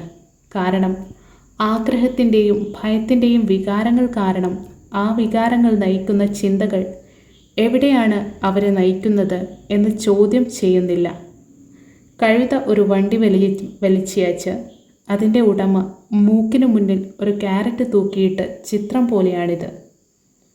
കഴുതയുടെ ഉടമ അവൻ ആഗ്രഹിക്കുന്നിടത്തേക്ക് പോകുന്നുണ്ടാകാം. പക്ഷേ കഴുത ഒരു മിഥ്യയെ പിന്തുടരുകയാണ്. നാളെ കഴുതയ്ക്ക് മറ്റൊരു ക്യാരറ്റ് മാത്രമേ ഉണ്ടാകൂ. നിങ്ങൾ ഉദ്ദേശിക്കുന്നത് ഞാനൊരു പുതിയ ബേസ്ബോൾ കയ്യുറ, മിഠായി, കളിപ്പാട്ടങ്ങൾ എന്നിവ ചിത്രീകരിക്കുന്ന നിമിഷം അത് കഴുതയ്ക്ക് ക്യാരറ്റ് പോലെയാണോ? മൈക്ക് ചോദിച്ചു. അതെ, നിങ്ങൾ പ്രായമാകുമ്പോൾ നിങ്ങളുടെ കളിപ്പാട്ടങ്ങൾക്ക് വില കൂടുതലാണ്. നിങ്ങളുടെ സുഹൃത്തുക്കളെ ആകർഷിക്കാൻ ഒരു പുതിയ കാർ, ബോട്ട്, ഒരു വലിയ വീട്, ധനികനായ അച്ഛൻ പുഞ്ചിരിയോടെ പറഞ്ഞു. ഭയം നിങ്ങളെ വാതിലിനകത്തേക്ക് തള്ളിവിടുന്നു. ആഗ്രഹം നിങ്ങളെ വിളിക്കുന്നു. അതാണ് കെണി. അപ്പോൾ എന്താണ് ഉത്തരം? മൈക്ക് ചോദിച്ചു. ഭയത്തെയും ആഗ്രഹത്തെയും തീവ്രമാക്കുന്നത് അജ്ഞതയാണ്. അതുകൊണ്ടാണ് ധാരാളം പണമുള്ള ധനികർക്ക് പലപ്പോഴും ലഭിക്കുന്ന ധനികരെ കൂടുതൽ ഭയപ്പെടുന്നത്. പണം, ക്യാരറ്റ് മിഥ്യയാണ്. കഴുതയ്ക്ക് മുഴുവൻ ചിത്രവും കാണാൻ കഴിയുമെങ്കിൽ ക്യാരറ്റിനെ പിന്തുടരാനുള്ള തിരഞ്ഞെടുപ്പിനെക്കുറിച്ച് അത് പുനർവിചിന്തനം ചെയ്തേക്കാം. അജ്ഞതയും പ്രകാശവും തമ്മിലുള്ള പോരാട്ടമാണ് മനുഷ്യൻ്റെ ജീവിതം എന്ന് ധനികനായ അച്ഛൻ വിശദീകരിച്ചു. ഒരു വ്യക്തി വിവരവും ആത്മജ്ഞാനവും തിരയുന്നത് നിർത്തിയാൽ അജ്ഞത ആരംഭിക്കുന്നു. ആ പോരാട്ടം ഒരു നിമിഷം മുതൽ അടുത്ത നിമിഷം വരെയുള്ള തീരുമാനമാണ്. ഒരാളുടെ മനസ്സ് തുറക്കാനോ അടക്കാനോ പഠിക്കുക. നോക്കൂ, സ്കൂൾ വളരെ പ്രധാനമാണ്. ഒരു നൈപുണ്യമോ തൊഴിലോ പഠിക്കാൻ നിങ്ങൾ സ്കൂളിൽ പോകുന്നു. സമൂഹത്തിലെ സംഭാവന ചെയ്യുന്ന അംഗം. ഓരോ സംസ്കാരത്തിനും അധ്യാപകർ, ഡോക്ടർമാർ, മെക്കാനിക്സ്, കലാകാരന്മാർ, പാചകക്കാർ, ബിസിനസ്സുകാർ, പോലീസ് ഉദ്യോഗസ്ഥർ, അഗ്നിശമന സേനാംഗങ്ങൾ, സൈനികർ എന്നിവ ആവശ്യമാണ്. സ്കൂളുകൾ അവരെ പരിശീലിപ്പിക്കുന്നതിലൂടെ സമൂഹത്തിന് അഭിവൃദ്ധി പ്രാപിക്കാനും കഴിയും. ധനികനായ അച്ഛൻ പറഞ്ഞു. നിർഭാഗ്യവശാൽ പലർക്കും സ്കൂൾ അവസാനമാണ്, തുടക്കമല്ല. ഒരു നീണ്ട നിശബ്ദത ഉണ്ടായിരുന്നു. സമ്പന്നനായ അച്ഛൻ പുഞ്ചിരിക്കുകയായിരുന്നു. അന്ന് അദ്ദേഹം പറഞ്ഞതെല്ലാം എനിക്ക് മനസ്സിലായില്ല. എന്നാൽ മികച്ച അധ്യാപകരെ പോലെ അദ്ദേഹത്തിൻ്റെ വാക്കുകൾ വർഷങ്ങളോളം പഠിപ്പിച്ചുകൊണ്ടിരുന്നു. ഞാനിന്ന് അല്പം ക്രൂരനാണ്, ധനികനായ ഡാഡി പറഞ്ഞു. എന്നാൽ നിങ്ങൾ എല്ലായ്പ്പോഴും ഈ സംസാരം ഓർമ്മിക്കണമെന്ന് ഞാൻ ആഗ്രഹിക്കുന്നു. നിങ്ങൾ എല്ലായ്പ്പോഴും മിസ്സിസ് മാർട്ടിനെക്കുറിച്ച് ചിന്തിക്കണമെന്ന് ഞാൻ ആഗ്രഹിക്കുന്നു. ആ കഴുതയെ നിങ്ങൾ എപ്പോഴും ഓർക്കണമെന്ന് ഞാൻ ആഗ്രഹിക്കുന്നു. നിങ്ങളുടെ ചിന്തയെ നിയന്ത്രിക്കുന്നതിനെക്കുറിച്ച് നിങ്ങൾക്കറിയില്ലെങ്കിൽ ഭയവും ആഗ്രഹവും നിങ്ങളെ ജീവിതത്തിലെ ഏറ്റവും വലിയ കെണിയിലേക്ക് നയിക്കുമെന്ന് ഒരിക്കലും മറക്കരുത്. നിങ്ങളുടെ ജീവിതം ഭയത്തോടെ ജീവിക്കുക. ഒരിക്കലും നിങ്ങളുടെ സ്വപ്നങ്ങൾ പര്യവേക്ഷണം ചെയ്യരുത്. അത് ക്രൂരമാണ്. പണത്തിനായി കഠിനാധ്വാനം ചെയ്യുന്നത്, നിങ്ങളെ സന്തോഷിപ്പിക്കുന്ന കാര്യങ്ങൾ അത് വാങ്ങുമെന്നും കരുതുന്നതും ക്രൂരമാണ്. ബില്ലുകൾ അടയ്ക്കുന്നതിനെക്കുറിച്ച് ഭയന്ന് അർദ്ധരാത്രിയിൽ ഉറക്കമുണർന്ന് ജീവിക്കാനുള്ള ഭയാനകമായ മാർഗമാണ്. ഒരു ശമ്പളത്തിൻ്റെ വലിപ്പം അനുസരിച്ച് ഒരു ജീവിതം നയിക്കുക എന്നത് ശരിക്കും ഒരു ജീവിതം നയിക്കുന്നില്ല. ഒരു ജോലി നിങ്ങളെ സുരക്ഷിതനാക്കുന്നുവെന്ന് കരുതുന്നത് നിങ്ങളോട് തന്നെ നുണ പറയുകയാണ്. അത് ക്രൂരമാണ്. അതാണ് നിങ്ങൾ ഒഴിവാക്കണമെന്ന് ഞാൻ ആഗ്രഹിക്കുന്നത്. പണം ആളുകളുടെ ജീവിതത്തെ എങ്ങനെ നയിക്കുന്നുവെന്ന് ഞാൻ കണ്ടു. അത് നിങ്ങൾക്ക് സംഭവിക്കരുത്. നിങ്ങളുടെ ജീവിതം നയിക്കാൻ പണത്തെ അനുവദിക്കരുത്. ഞങ്ങളുടെ മേശയ്ക്കടിയിൽ ഒരു സോഫ്റ്റ് ബോൾ ഉരുട്ടി ധനികനായ അച്ഛൻ അത് എടുത്ത് പിന്നിലേക്ക് എറിഞ്ഞു. അപ്പോൾ അജ്ഞതയ്ക്ക് അത്യാഗ്രഹത്തിനും ഭയത്തിനും എന്ത് ബന്ധമുണ്ട്? ഞാൻ ചോദിച്ചു. കാരണം പണത്തെക്കുറിച്ചുള്ള അജ്ഞതയാണ് വളരെയധികം അത്യാഗ്രഹത്തിനും ഭയത്തിനും കാരണമാകുന്നത്, ധനികനായ അച്ഛൻ പറഞ്ഞു. ഞാൻ നിങ്ങൾക്ക് ചില ഉദാഹരണങ്ങൾ തരാം. ഒരു ഡോക്ടർ തൻ്റെ കുടുംബത്തിന് കൂടുതൽ പണം നൽകാൻ കൂടുതൽ പണം ആവശ്യപ്പെട്ട് ഫീസ് ഉയർത്തുന്നു. അവൻ്റെ ഫീസ് ഉയർത്തുന്നതിലൂടെ ഇതെല്ലാവർക്കുമായി ആരോഗ്യ പരിരക്ഷയെ കൂടുതൽ ചെലവേറിയതാക്കുന്നു. ഇത് ദരിദ്രരെ ഏറ്റവും കൂടുതൽ വേദനിപ്പിക്കുന്നു. അതിനാൽ പണമുള്ളവരേക്കാൾ മോശം ആരോഗ്യം അവർക്കുണ്ട്. ഡോക്ടർമാർ ഫീസ് ഉയർത്തുന്നതിനാൽ അഭിഭാഷകർ അവരുടെ ഫീസ് ഉയർത്തുന്നു. അറ്റോർണിമാരുടെ ഫീസ് വർദ്ധിച്ചതിനാൽ സ്കൂൾ അധ്യാപകർ ഒരു വർധനവ് ആഗ്രഹിക്കുന്നു. അത് ഞങ്ങളുടെ നികുതികൾ ഉയർത്തുന്നു. ഒപ്പം തുടർന്നു. താമസിയാതെ ധനികരും ദരിദ്രരും തമ്മിലുള്ള ഭയാനകമായ ഒരു വിടവ്, അരാജകത്വം പൊട്ടിപ്പുറപ്പെടുകയും മറ്റൊരു വലിയ നാഗരികത തകരുകയും ചെയ്യും. ഹേവുകളും ഇല്ലാത്തവയും തമ്മിലുള്ള അന്തരം വളരെ വലുതാകുമ്പോൾ വലിയ നാഗരികതകൾ തകരുമെന്ന് ചരിത്രം തെളിയിക്കുന്നു. ദുഃഖകരമെന്ന് പറയട്ടെ, അമേരിക്ക അതേ ഗതിയിലാണ്. കാരണം നമ്മൾ ചരിത്രത്തിൽ നിന്ന് പഠിച്ചിട്ടില്ല, പാഠമല്ല, ചരിത്രപരമായ തീയതികളും പേരുകളും മാത്രമാണ് ഞങ്ങൾ മനഃപ്പാഠമാക്കുന്നത്. വില ഉയരാൻ ആഗ്രഹിക്കുന്നില്ലേ? ഞാൻ ചോദിച്ചു. നന്നായി പ്രവർത്തിക്കുന്ന ഒരു സർക്കാരുള്ള വിദ്യാസമ്പന്നരായ ഒരു സമൂഹത്തിൽ യഥാർത്ഥത്തിൽ വില കുറയണം, തീർച്ചയായും. അത് പലപ്പോഴും സിദ്ധാന്തത്തിൽ മാത്രം ശരിയാണ്. അത്യാഗ്രഹം മൂലമുള്ള അത്യാഗ്രഹവും ഭയവും കാരണം വിലകൾ വർദ്ധിക്കുന്നു. സ്കൂളുകൾ പണത്തെക്കുറിച്ച് ആളുകളെ പഠിപ്പിച്ചില്ലെങ്കിൽ കൂടുതൽ പണവും കുറഞ്ഞ വിലയും ഉണ്ടാകും. എന്നാൽ സ്കൂളുകൾ ശ്രദ്ധ കേന്ദ്രീകരിക്കുന്നത് പണത്തിനായി പ്രവർത്തിക്കാൻ ആളുകളെ പഠിപ്പിക്കുന്നതിലാണ്, അല്ലാതെ പണത്തിൻ്റെ ശക്തി എങ്ങനെ ഉപയോഗപ്പെടുത്താം എന്നതിലല്ല. പക്ഷേ ഞങ്ങൾക്ക് ബിസിനസ് സ്കൂളുകൾ ഇല്ലേ? മൈക്ക് ചോദിച്ചു. എൻ്റെ MBAക്ക് പോകാൻ നിങ്ങൾ എന്നെ പ്രോത്സാഹിപ്പിച്ചില്ലേ? അതെ, ധനികനായ അച്ഛൻ പറഞ്ഞു. എന്നാൽ മിക്കപ്പോഴും ബിസിനസ് സ്കൂളുകൾ ജീവനക്കാരെ അത്യാധുനിക ബീൻ കൗണ്ടറുകളാക്കാൻ പരിശീലിപ്പിക്കുന്നു. ഒരു ബിസിനസ് ഏറ്റെടുക്കുന്നതിന് ബീൻ കൗണ്ടർ സ്വർഗം വിലക്കുന്നു. അവർ ചെയ്യുന്നത് നമ്പറുകൾ നോക്കുക, ആളുകളെ വെടിവെക്കുക, ബിസിനസ്സിനെ കൊല്ലുക എന്നിവയാണ്. എനിക്കിതറിയാം. കാരണം ഞാൻ ബീൻ കൗണ്ടറുകൾ നിയമിക്കുന്നു. ചെലവ് കുറയ്ക്കുക, വില ഉയർത്തുക എന്നിവ മാത്രമാണ് അവർ ചിന്തിക്കുന്നത്. ഇത് കൂടുതൽ പ്രശ്നങ്ങൾ സൃഷ്ടിക്കുന്നു. കാപ്പിക്കുരു എണ്ണൽ പ്രധാനമാണ്. കൂടുതൽ ആളുകൾക്ക് ഇതറിയണമെന്ന് ഞാൻ ആഗ്രഹിക്കുന്നു. പക്ഷേ അതും മുഴുവൻ ചിത്രവുമല്ല, ധനികനായ അച്ഛൻ ദേഷ്യത്തോടെ കൂട്ടിച്ചേർത്തു. അപ്പോൾ ഉത്തരമുണ്ടോ? മൈക്ക് ചോദിച്ചു. അതെ, ധനികനായ അച്ഛൻ പറഞ്ഞു. നിങ്ങളുടെ വികാരങ്ങൾ ചിന്തിക്കാൻ ഉപയോഗിക്കരുത്. നിങ്ങളുടെ വികാരങ്ങളുമായി ചിന്തിക്കരുത്. ആൺകുട്ടികൾ സൗജന്യമായി ജോലി ചെയ്യാമെന്ന് സമ്മതിച്ചുകൊണ്ട് നിങ്ങളുടെ വികാരങ്ങൾ മാസ്റ്റേഴ്സ് ചെയ്തപ്പോൾ പ്രതീക്ഷയുണ്ടെന്ന് എനിക്കറിയാം. കൂടുതൽ പണം ഉപയോഗിച്ച് ഞാൻ നിങ്ങളെ പരീക്ഷിച്ചപ്പോൾ നിങ്ങൾ വീണ്ടും നിങ്ങളുടെ വികാരങ്ങളെ എതിർത്തപ്പോൾ വൈകാരികമായി ചാർജ് ചെയ്യപ്പെട്ടിട്ടും നിങ്ങൾ വീണ്ടും ചിന്തിക്കാൻ പഠിക്കുകയായിരുന്നു. അതാണ് ആദ്യപടി. എന്തുകൊണ്ടാണ് ആ നടപടി ഇത്ര പ്രധാനമായിരിക്കുന്നത്? ഞാൻ ചോദിച്ചു.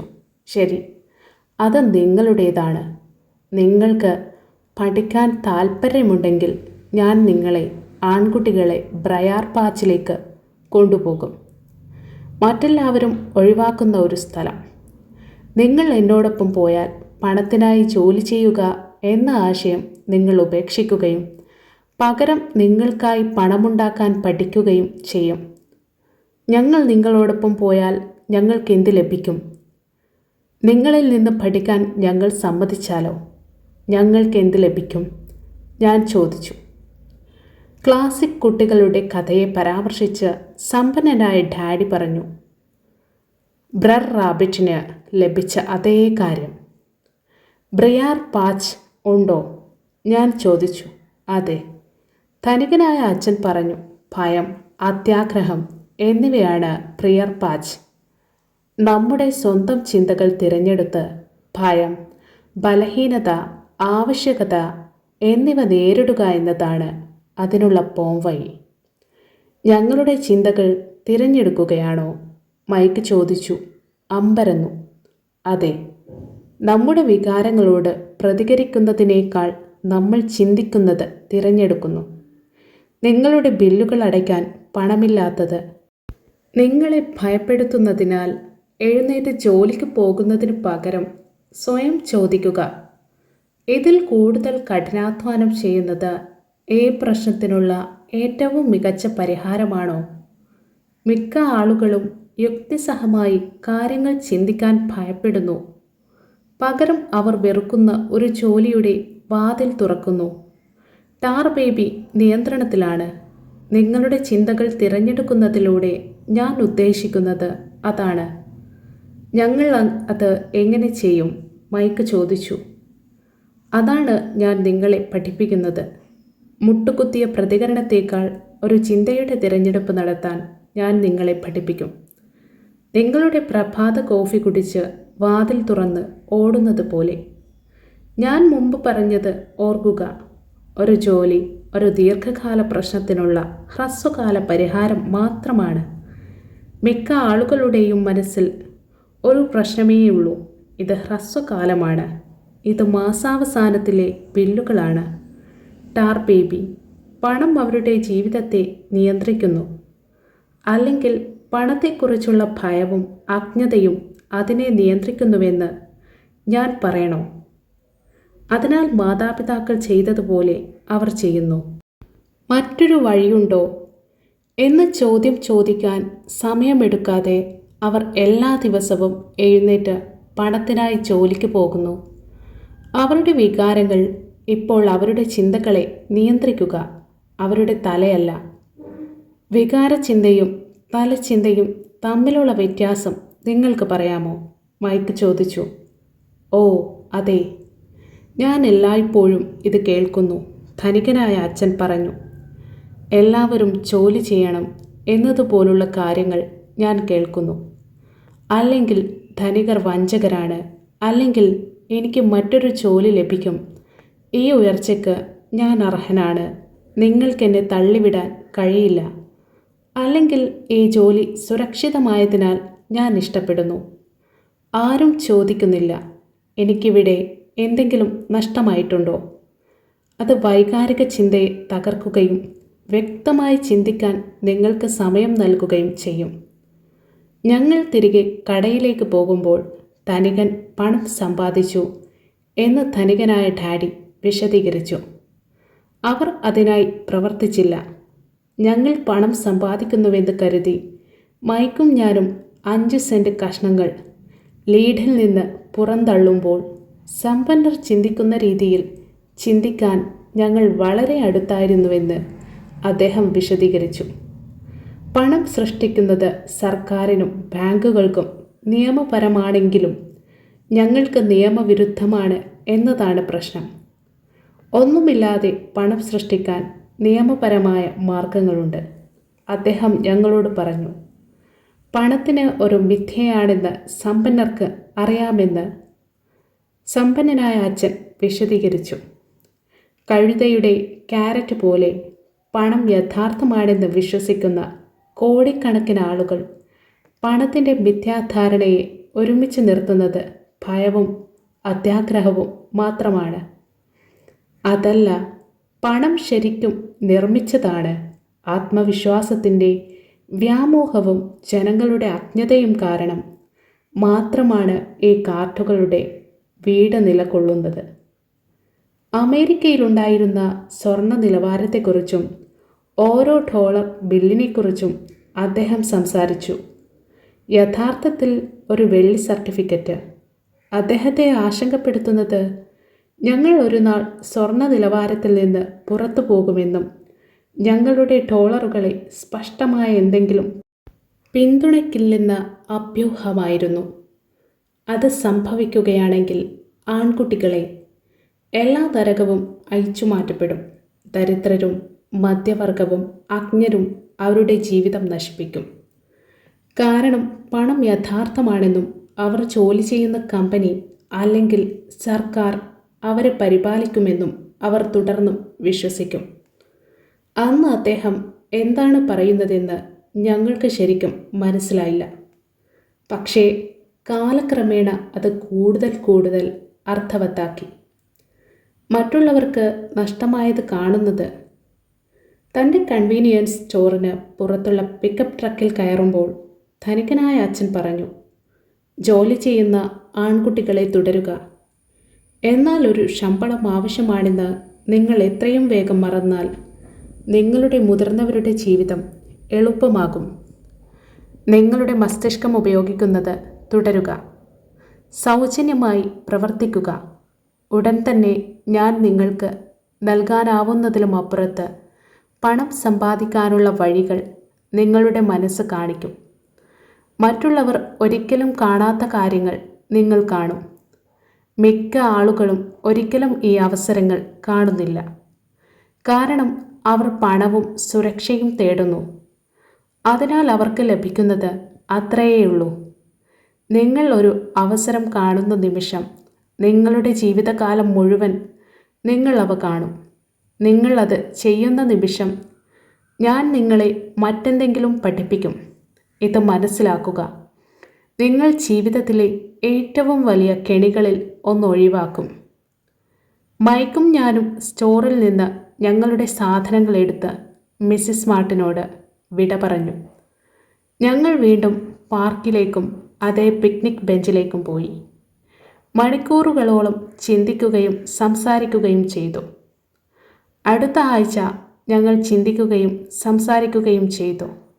2 ആഴ്ച കൂടി ഞങ്ങൾ സൗജന്യമായി ചിന്തിക്കുകയും സംസാരിക്കുകയും പ്രവർത്തിക്കുകയും ചെയ്തു. 2ാമത്തെ ശനിയാഴ്ച അവസാനിപ്പിക്കുമ്പോൾ ഞാൻ വീണ്ടും മിസ്സിസ് മാർട്ടിനോട് വിട പറയുകയും കോമിക് ബുക്ക് സ്റ്റാൻഡിനെ ആകാംക്ഷയോടെ നോക്കുകയും ചെയ്തു. എല്ലാ ശനിയാഴ്ചയും 30 സെൻറ്റ് പോലും ലഭിക്കാത്തതിൻ്റെ വിഷമകരമായ കാര്യം കോമിക് പുസ്തകങ്ങൾ വാങ്ങാൻ എൻ്റെ പക്കൽ പണമില്ലായിരുന്നു എന്നതാണ്. പെട്ടെന്ന് മിസ്സിസ് മാർട്ടിൻ മൈക്കിനോടും എന്നോടും വിട പറഞ്ഞപ്പോൾ അവൾ മുമ്പ് ചെയ്യുന്നത് ഞാൻ കണ്ടിട്ടില്ലാത്ത എന്തെങ്കിലും ചെയ്യുന്നത് ഞാൻ കണ്ടു. മിസ്സിസ് മാർട്ടിൻ കോമിക് പുസ്തകത്തിൻ്റെ 1-ാം പേജ് പകുതിയായി മുറിക്കുകയായിരുന്നു. അവൾ കോമിക് പുസ്തക കവറിൻ്റെ മുകളിലെ പകുതി സൂക്ഷിക്കുകയും ബാക്കി പുസ്തകം ഒരു വലിയ കടലാസുപെട്ടിയിലേക്ക് എറിയുകയും ചെയ്തു. കോമിക് പുസ്തകങ്ങൾ ഉപയോഗിച്ച് അവർ എന്താണ് ചെയ്തതെന്ന് ഞാൻ അവളോട് ചോദിച്ചപ്പോൾ അവൾ പറഞ്ഞു, ഞാൻ അവയെ വലിച്ചെറിയുന്നു. കവറിൻ്റെ മുകളിലെ പകുതി കോമിക് ബുക്ക് വിതരണക്കാരന് പുതിയ കോമിക്സ് കൊണ്ടുവരുമ്പോൾ ക്രെഡിറ്റിനായി ഞാൻ തിരികെ നൽകുന്നു. അവൻ 1 മണിക്കൂറിനുള്ളിൽ വരുന്നു. മൈക്കും ഞാനും 1 മണിക്കൂർ കാത്തിരുന്നു. താമസിയാതെ വിതരണക്കാരൻ എത്തി. ഞങ്ങൾക്ക് കോമിക് പുസ്തകങ്ങൾ വേണോ എന്ന് ചോദിച്ചു. എൻ്റെ സന്തോഷത്തിൽ അദ്ദേഹം പറഞ്ഞു, നിങ്ങൾ ഈ സ്റ്റോറിൽ ജോലി ചെയ്യുകയും അവ വീണ്ടും വിൽക്കാതിരിക്കുകയും ചെയ്താൽ നിങ്ങൾക്ക് അവ കൈവശം വയ്ക്കാനാകും. ഞങ്ങളുടെ പഴയ ബിസിനസ് പങ്കാളിത്തം ഓർക്കുന്നുണ്ടോ? ശരി. മൈക്കും ഞാനും അത് പുനരുജ്ജീവിപ്പിച്ചു. മൈക്കിൻ്റെ ബേസ്മെൻറ്റിൽ ഒരു സ്പെയർ റൂം ഉപയോഗിച്ച് ഞങ്ങൾ ആ മുറിയിൽ 100 കണക്കിന് കോമിക് പുസ്തകങ്ങൾ ശേഖരിക്കാൻ തുടങ്ങി. താമസിയാതെ ഞങ്ങളുടെ കോമിക് പുസ്തക ലൈബ്രറി പൊതുജനങ്ങൾക്കായി തുറന്നു.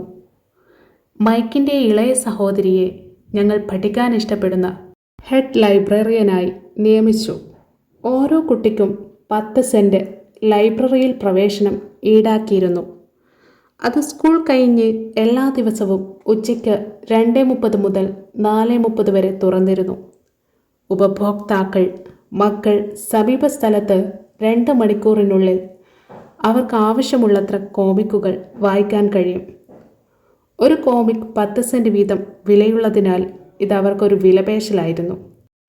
അവർക്ക് 2 മണിക്കൂറിനുള്ളിൽ 5ഓ 6ഓ വായിക്കാൻ കഴിയും. മൈക്കിൻ്റെ സഹോദരി കുട്ടികൾക്ക് കോമിക് പുസ്തകങ്ങളൊന്നും കടമെടുക്കുന്നില്ലെന്ന് ഉറപ്പുവരുത്താൻ പോകുമ്പോൾ അവരെ പരിശോധിക്കും.